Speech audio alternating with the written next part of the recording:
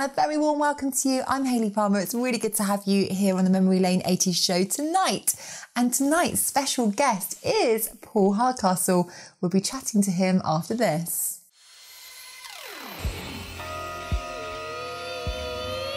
The United States and the Soviet Union are the most powerful nations on Earth, yet both could be destroyed in less than 30 minutes.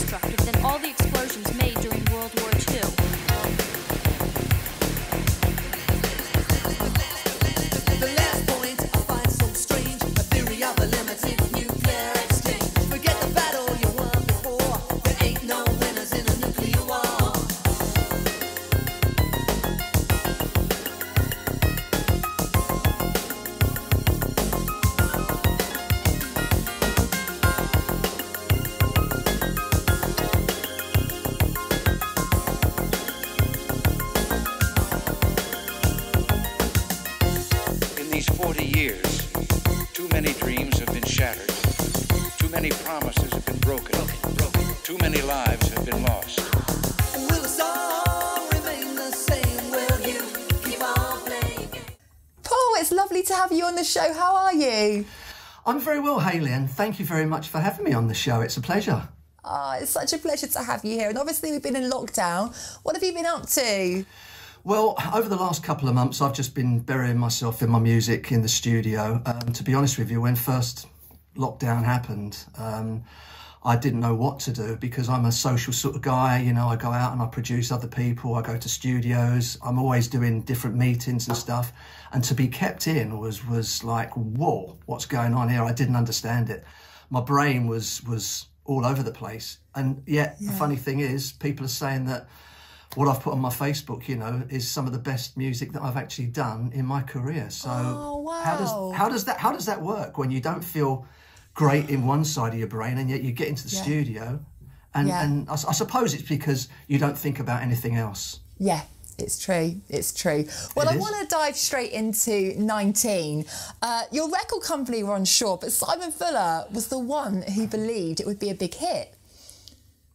Well, when you say unsure, okay, they thought that I had basically just landed from the planet Zorg. So, cutting it short, the reason Simon contacted me was because he had a record by Madonna called Like a Virgin. And I happened to knock that off of the #1 spot in America on the 12-inch sales chart. And so he's obviously looking at that and thinking, who's this little git that basically has knocked my record off the #1? So he contacted me and just said, look, would you like to come in and see us at Chrysalis? Maybe we can do something together. And he also said, if you've got anything else that you're working on, bring it in. Anyway, I get to the meeting and the funny thing was there's the whole hierarchy from, you know, Chris Wright to everyone at Chrysalis, all the top people. And anyway, it got to the point where they said, well, what else have you done? And I've played them this demo of 19, and at the end of it, it was just a shock of horror on their faces because they'd never heard a record that was so stark and right in your face, telling you about war.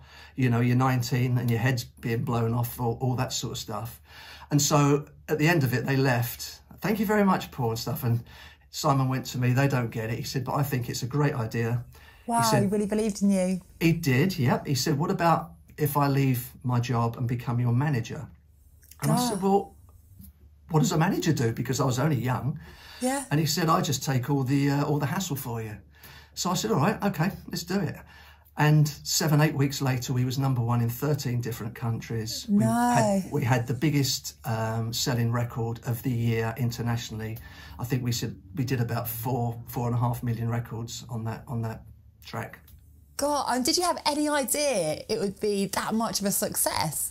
No, because people were telling me it wouldn't be a success, so I doubted myself a little bit. But the funny thing was, though, that Simon basically named his management company after the first thing, because I was his first ever artist. So he named 19 Management after the record 19, and obviously he's become the biggest and the best manager ever in the world. So quite a good thing. Simon and myself are still very good friends. He was my best man at my wedding. Oh, was he? Yeah, he was my. He is my goddaughter's. He is godfather to my daughter. Let me get this right. Well, I just think it's a brilliant story, because when everyone's saying no to you, but there's just something inside you that says, no, actually, I'm going to go forward with this. And like you say, it just took one person to believe in you. That is kind of a great story to talk about these days, because that happens in the industry all the time, doesn't it?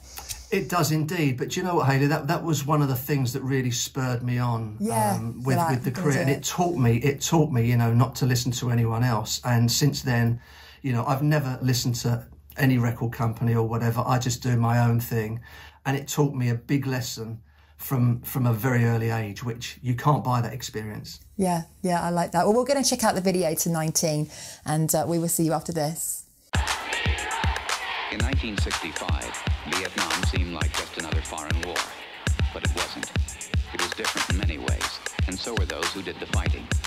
In World War II, the average age of the combat soldier was 26. In Vietnam, he was 19. In Vietnam, he was 19. In Vietnam, he was 19. In Vietnam, he was 19. 19. The heaviest fighting of the past 2 weeks continued today, 25 miles northwest of Saigon. I wasn't really sure what was going on. 19.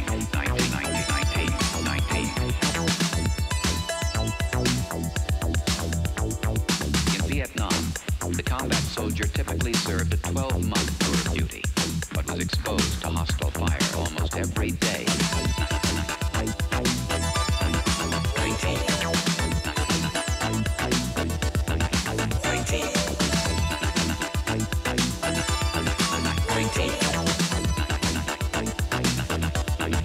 19. In Saigon, a U.S. military spokesman said today more than 700 enemy troops were killed last week in that sensitive border area. Throughout all of South Vietnam, the enemy lost a total of 2,689 soldiers.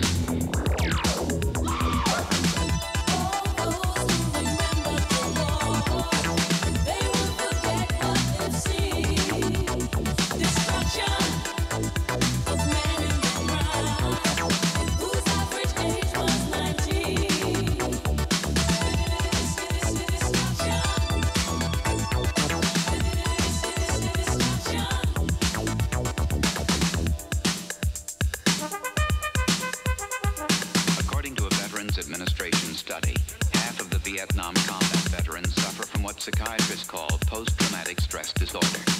Many vets complain of alienation, rage, or guilt. Some succumb to suicidal thoughts. 8 to 10 years after coming home, almost 800,000 men are still fighting the Vietnam War.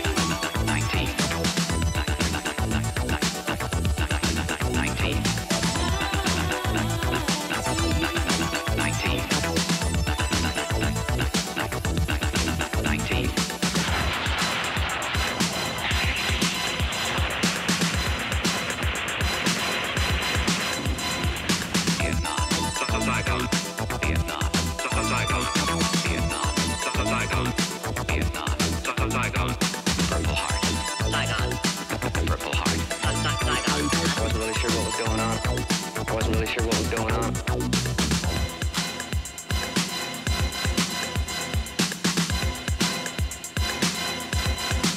So I want to talk about After 19 because obviously it was such a big hit. Was there a lot of pressure to kind of get the follow-up hit? Because you had Just for Money, which actually got to number 19. You've done your research. When you say I have. When you say pressure, just imagine a pressure cooker on full steam for 5 days.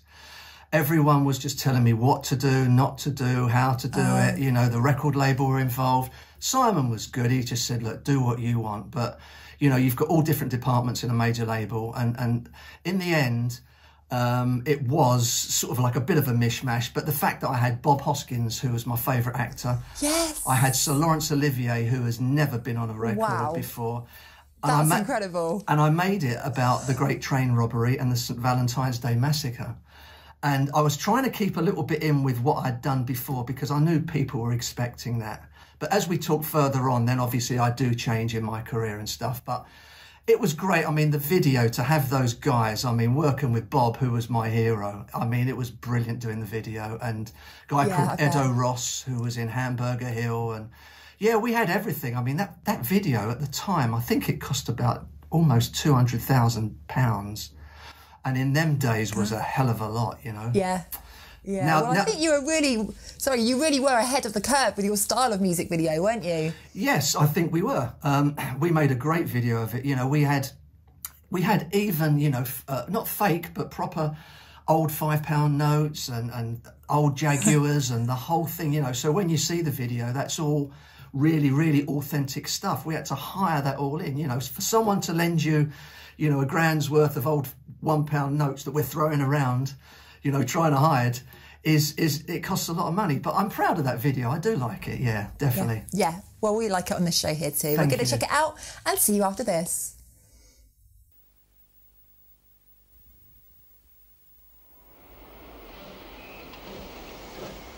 Glasgow Station. The Royal Mail train's loaded with over £2.5 million. That's more money than most people can dream of. But then, some people have big dreams.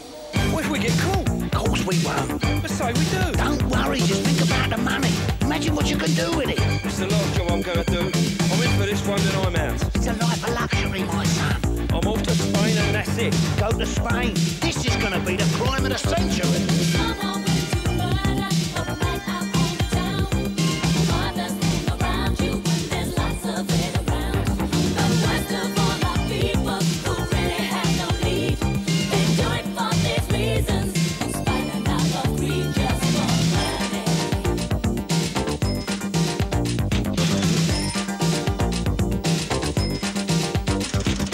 Valentine's Day. Red roses. It's said that some have died for love. In North Clark Street, Chicago, they died for money. Died for money. Cops always line you up with your nose in the bricks. They'll expect that. Once their backs are turned, we'll just pepper the wall with them. You got the cops? A couple of guys from out of town. I used them before. They're clean, don't worry. Hey, I'm paying you. Worry. It's gonna be a messy business. Our business, their mess. You know it's Valentine's Day, Al. You want I should leave a message? Yeah, it's a good day to die.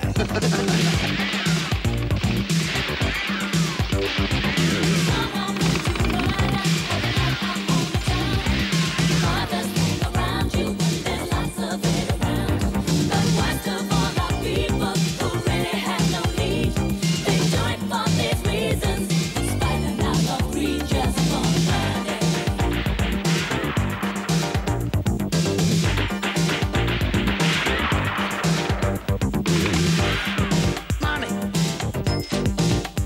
Think about the money.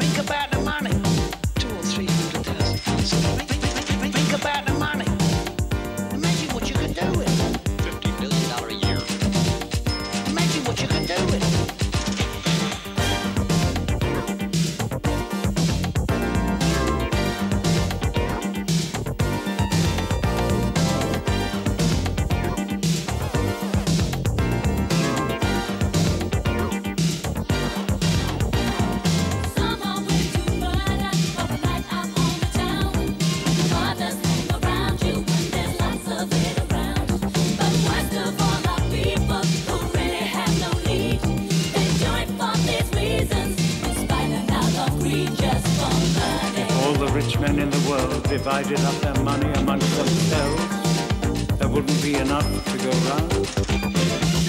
This is going to be the crime of the century. £2.5 million. This is going to be the crime of the century. More money than you could ever dream of. Don't worry, just think about the money. I'm in for this one and I'm out. Imagine what you can do with it. The love of money is the root of all evil. I'm in for this one and I'm out. Just think about the money. I'm not going to buy a roller. Just don't mess it up. Well, the only place you'll be going is the Scrubs. The Scrubs. The Scrubs. Go to South America, sit in a bar and drink champagne. Don't mess it up. Well, the only bars you'll be seeing will be on your windows. The train robbers were sentenced to a total of 307 years.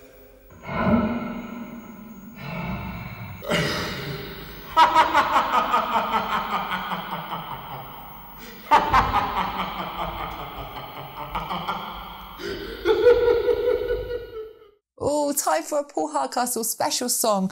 This one's called Can't Stop Now.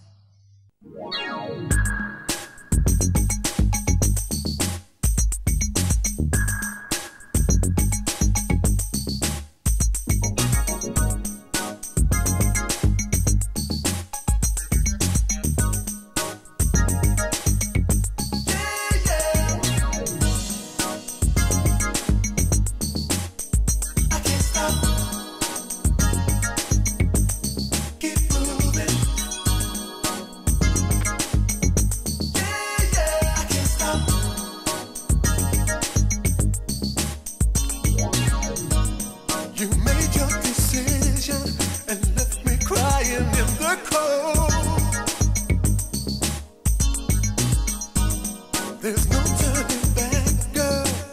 On this love thing you let go. Maybe tomorrow you'll find yourself another man. I hope you treat him with passion, not like a fair weather friend.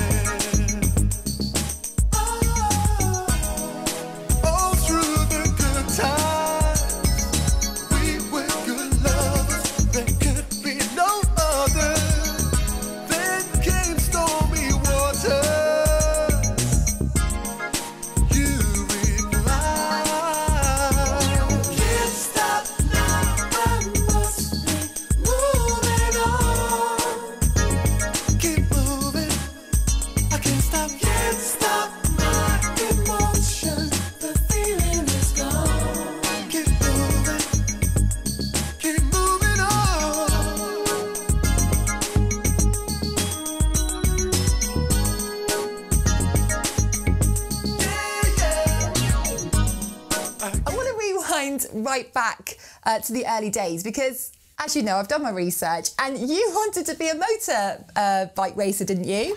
I did, and I was quite good at it, Hayley, actually. I wasn't bad at all. The only problem was that I had a bad crash. Oh, no. And it put me into hospital for 4 months. I had a fractured femur, tibia and fibula, but it was compound fractures, which means that's where your bone comes through.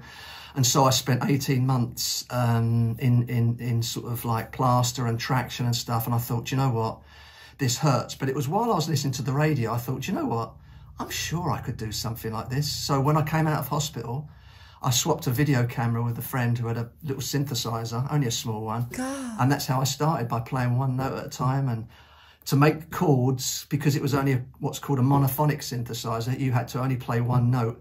So I had to have 2 cassette decks, play one note and then bounce it across, put the other note in, and by the time you had like a 3-note chord, it was like a chip shop. But that's how I started. But you came from a musical family though, didn't you? Because your dad was a trumpet player. My dad was a jazz musician. My great uncle was a guy called Monsieur Eddie Gray, who was in a thing called the Crazy Gang. And they were very, very famous, like in the 50s. I mean, if you look them up, they were massive. So yeah, I have had some grounding with it, but I didn't really want to do it at the time. I was just mad on motorbikes until I smashed my leg to pieces. Oh, Oh dear.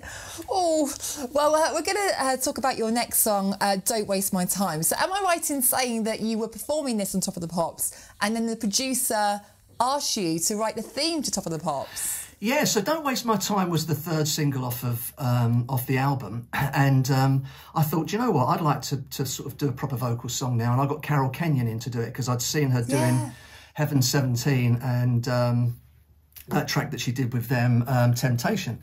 And I thought, she's great. So I asked if she would work with me. She said yes. So I said, I'll meet you at the studio. And the funny thing was, I was writing the lyrics in the back of the cab on the way there. But Carol was great. So anyway, luckily for us, Don't Waste My Time was a massive hit all around Europe. I think it got to about number 8 here or something like that. I can't remember charts. Yeah, number 8. Oh, I got that right. And basically, as I was coming off stage, off of doing Top of the Pops, this guy comes up to me and he says, "Hi, Paul, you know, I really like 19. I said, "Oh, thank you." I thought he was a cameraman. And he said, "Also, you know, like what you just did, I've got a question for you." I was like, "Okay, yeah." He said, "Would you be interested in writing the new theme for Top of the Pops?" And I was like, taken aback. What an honour. But it was, you know, like when you get a surreal moment. So I went, yeah. He said, "Well, look, we're thinking of changing it." I said, "How long do I have to sort of do this?" And he said, "As quick as possible." Well, as luck would have it, I just bought this thing called a synclavier, which was the biggest and the best thing in the recording industry. There was only 4 in England. There was Sting, George Michael and someone else. Trevor Horn from Frankie Goes to Hollywood, he had one. And I bought this thing. I won't tell you how much it cost because you could have bought a house. And basically, I stayed up all night and I did it for him in 2 days. And the interesting thing is that I had the first thing called a direct-to-disc, which means that it wasn't just digital tape. When people say, "Oh, it's all digital," it wasn't. They was using tapes as well. This was the first ever record that basically was done on disc and on computer. And The Wizard was the first one to do that. So I was quite proud of that. Yeah, that is such an achievement. Well, we're firstly going to play out Don't Waste My Time. You were right, it was number 8 in 1986.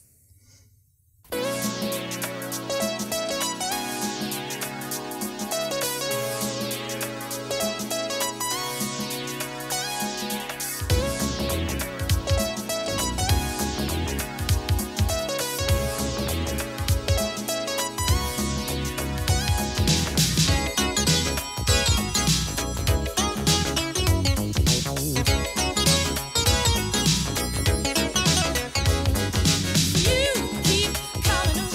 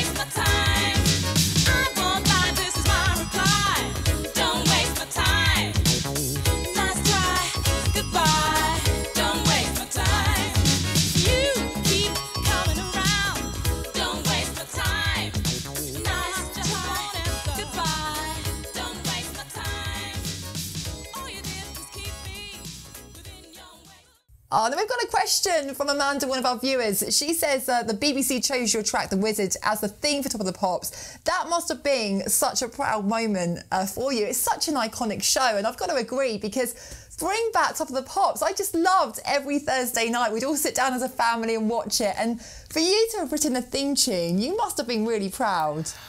Well, thank you for that, Amanda. And yes, I was. I mean, it's something that basically, you know, is something that I'd sort of always get asked about and stuff like that. Yeah. You know, hearing your music on obviously the biggest sort of like pop show every week was some achievement, and it was always through the top 40 to the top, you know, it went through the whole programme. So, you know, it wasn't just the theme at the start and at the end, it was all through the chart rundown and things like that, and we called it The Wizard.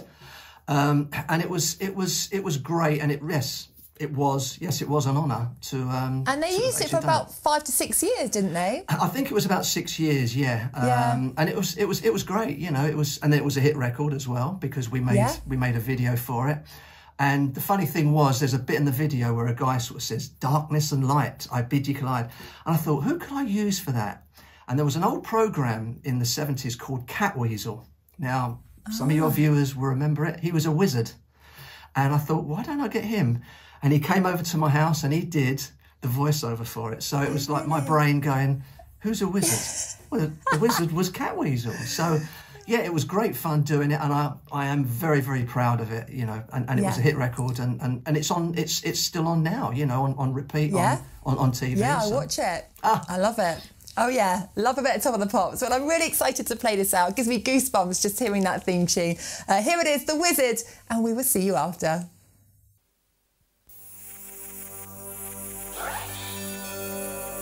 What does that say? The Wizard.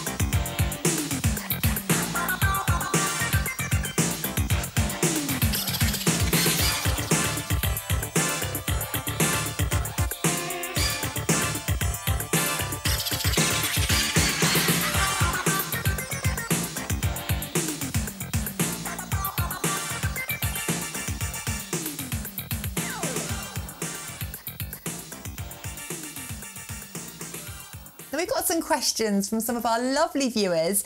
Dave says, there was a few spoof versions of 19, even recently. Are you proud of this? And is it true you worked with Rory Bremner on his spoof version 19 Not Out?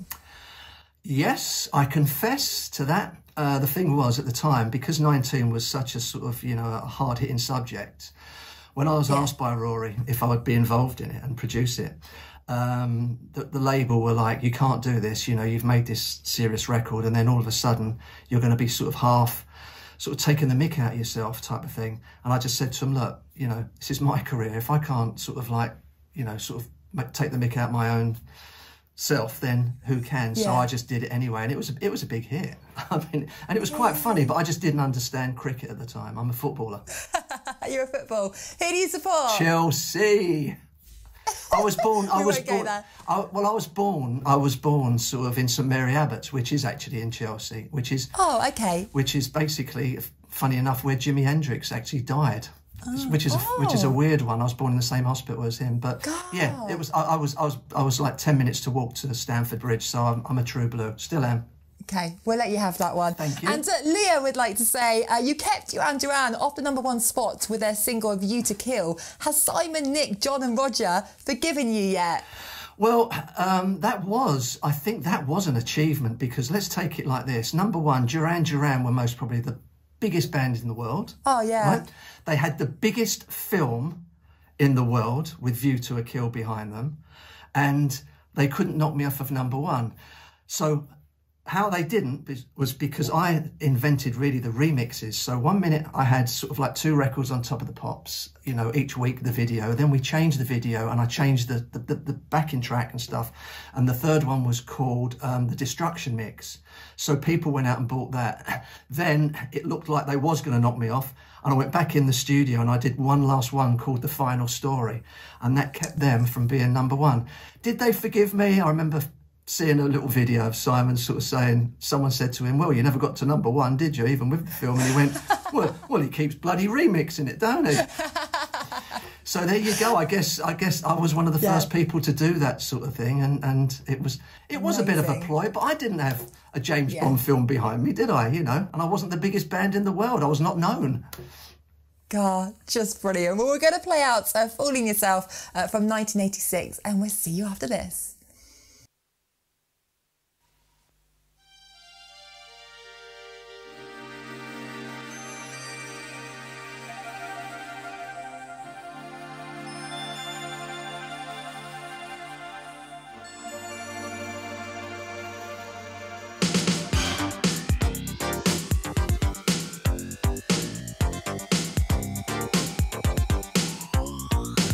You're playing games and messing up my life.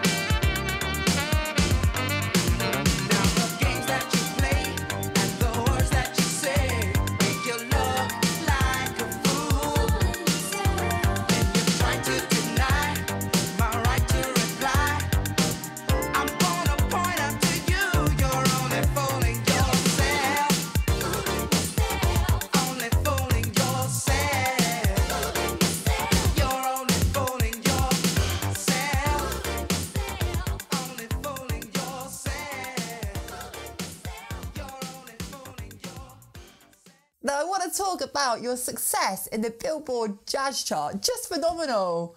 Well, yes. I mean, the Billboard chart, I've had 31 number ones on that. America has always been my sort of real sort of place of making records. I suppose it started off with Rainforest, which was the big number one even before 19. And it is an honour to sort of like say that you've topped that chart 31 times. Not many people know this, as Michael Caine used to say. But yeah, it's been great, and I'm working on another one now, and it's number 10 this week. So it looks like it will hit number one again. So it's great. And you've worked with many artists, haven't you? Doing remixes, Barry White, Sunita, 5 Star. Yay! Who's been your favourite? Yeah, Ian Jury, Barry. Blimey, there's just so many. Who was my favourite? Well, my favourite basically was a guy called D-Train Williams, James D-Train Williams. D-Train, You're the One for Me was my favourite record of the 80s. And I remember going into a club and hearing that record just as I was starting my own career. And I thought, oh my God, what the hell is this? I was awe-inspired. Anyway, so basically to get to work with the guy that inspired you 3 years later, because it wasn't a hit, first of all, D-Train, and then I got involved with it because I guess I was the golden boy of remixing. You know, I mean, I was working with Phil Lynott from Thin Lizzy, lots of different people. And, you know, to work with him and do that record was, I think, one of the highlights of my career as well. We called it the Labour of Love mix because it was done for that actual reason. And the record came out great. And everyone still comes up to me and says, even as much as 19, they say, wow, the D-Train thing, man, that was some heavy stuff. That was great. Oh, love that. We're going to play out the last song, Walk in the Night, from 1988. Well, it was one of my favourite instrumental records by Junior Walker and the All-Stars, and I thought, why don't I do a version of it? But what I did like about it was the video, because what it is, it's like me orchestrating all these different animals to sort of sing and play and stuff like that. It was just a real good bit of fun, and I like the video. I mean, people will smile when they sort of see it. It's a lovely video, and yeah, I think we was quite creative with it, really. Yeah, we're going to play that out on the show now. But thank you so much, Paul. It's been such a pleasure to have you here on the show today, and please keep us posted on everything coming up with you, won't you? Hayley, listen, first of all, thank you very much for inviting me. It's been real good fun, and I thought it would be. I did tell you on the phone that it would be. And yes, I will keep you updated because, touch wood, in a couple of weeks' time, we'll be top of the Billboard chart again from all the indications that I've had from America. So fantastic stuff. Well, thank you so much. It's Paul Hardcastle, everyone. Thank you, Hayley. Hey! Oh, we've now come to the end of the show, but a huge thank you to the wonderful Paul Hardcastle for being a fantastic guest on tonight's show, and to you for supporting the show. It really is very much appreciated. Thank you. Now we're going to leave you with that last Paul Hardcastle song, Walk in the Night, and I will see you same time, same place next week.